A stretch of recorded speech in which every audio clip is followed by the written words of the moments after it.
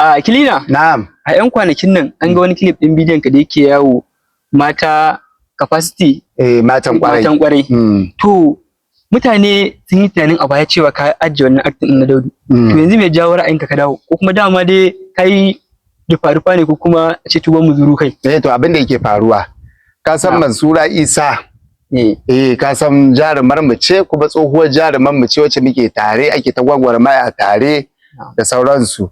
To wani aiki ne ya zo mata ta kira ni ta ce lalle kuma ni take so in mata wannan role din. To idan ka lura kuma ai ba shobe na daura ba. To amma kuma ba breziya na sa ba. Ba siket na sa ba. Gaskiya ne. Amma baka ganin ka karya ka'idar rantsuwar da kai ko kuma alƙawarin da kai cewa ka daina wannan acting din? Wanne? Na Daudu. Shi din? Da ba ko a dacen ban rantse ba.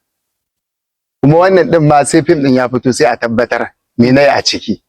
Daudin na taka ko kuma wani irin acting nayi. Mutane dai sun ga posting kowa ka san halin mutanen mu sai a hankali. Gaskiya ne. To masu sauraro muna ne tare da Abubakar Kilina wanda kuka fi sani a industry na Kannywood. To wala Abubakar, to mutane za su so ka fayyace musu dalilin yin wannan abun. To dalilin yin wannan abun gaskiya na gaya maka sai a jira idan aikin ya fita sai a ga me nayi a ciki. In ya so kuma menene sai a faɗa.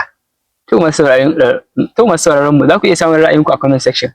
Shi dai ga abin da me waka ya ce.